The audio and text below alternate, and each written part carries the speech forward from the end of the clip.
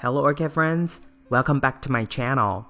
Wherever you are, I hope you're having a great day, staying healthy and staying safe.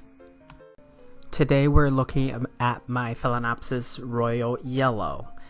This is a grocery store Phalaenopsis. I think I either got it at the end of 2018 or early 2019. And here is a video clip from March 2019 after its main flower spike started to put out secondary spikes, as well as giving me additional blooms after its first batch of bloom had gone away.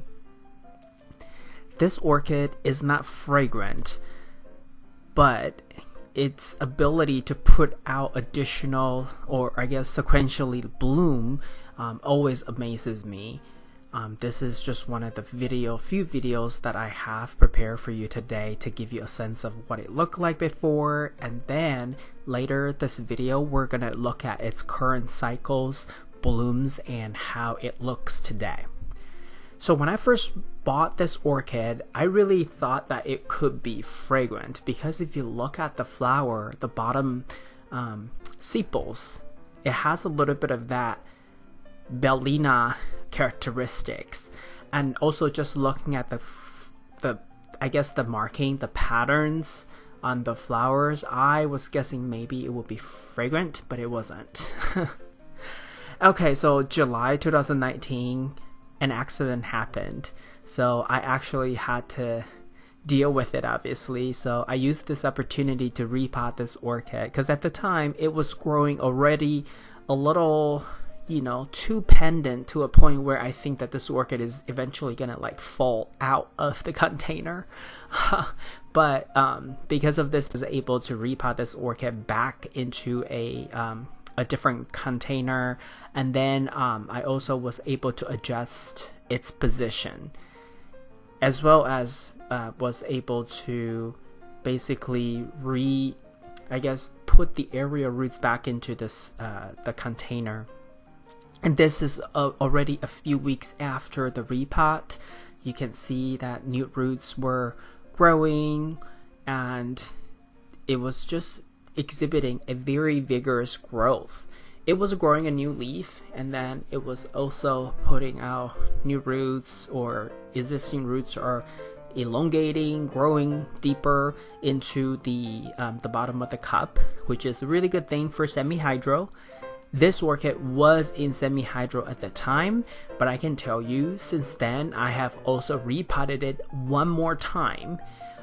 It must have been, in the 2020, or maybe end of 2020, maybe the beginning of 2021, that I repotted this orchid.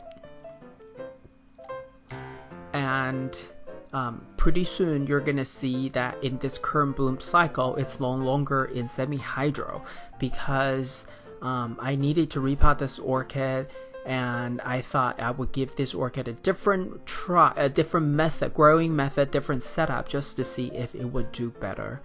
Now, this bloom cycle, all the flowers come from the new spike. The older spike, which I kept for a little bit, started to die back, so I just went ahead and cut it off. So this time around, it gave me 5 blooms altogether. And every time the fresh blooms from the new spike always gives me the best color. It always has that little bit of yellow in the background, but then toward the center, it's always that orange slash red color combination, and then the lip, it's that really pink fuchsia magenta color, which I also enjoy quite a bit. This orchid typically gets 1/4 cup of water, and because this time around it is in a traditional setup, meaning there is drainage hole at the bottom. There are a couple, actually. There are drainage holes at the bottom of the inner cup, but it gets 1/4 cup of water. And in terms of fertilizer, I also give it 1/4 strength, so only 25% of the recommended dosage, and that's what I give to most of my orchids. And this orchid seems to be doing just fine with quarter cup and 1/4 of the fertilizer. And every week, this orchid can achieve red dry cycle within about 6 days or so.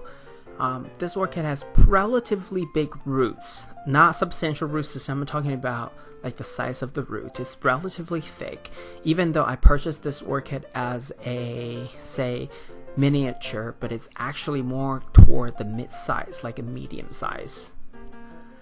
So it actually requires a little bit more water. So quarter cup is just right. If I were to give quarter cup of water to some minis may, struggle a little bit because they do not need that much water every time. Now, you can see here, older blooms are more yellow, and the newer blooms have that red/orange color a little bit more. And here we have some area roots. Well, those are actually roots that are in the container, but then are growing out to the container. So I think in a year or two, I will have to repot this orchid again because area roots, the roots coming out will grow longer and will just take too much space. I'll just have to find a way to put them back, find an opportunity to put them back into the container. Right now, this orchid is in a 12-ounce cup, not the regular 16-ounce container I use. 12-ounce cup, and it's doing really good, and it's almost root bound, doing good. There is a little bit of dead tissue of the roots, but that's no problem, just a few, so it's not gonna cause too much issue there. I also drilled ventilation hole on the side. But because I use double cup, so those ventilation holes don't really work. But occasionally when the humidity is high and I feel like it needs to be ventilated a little bit, I do take the inner cup out or remove the outer cup and let the orchid sit on a clay saucer for a few days just to vent out, just to help the additional moisture to evaporate. So I do that from time to time, not often. But I do it just to keep the root safe without potential rotting issues. And then toward the bottom of the outer cup, sometimes there is excess water. I do dump it back into the cup usually around the 3rd or 4th day if I feel the orchid needs it.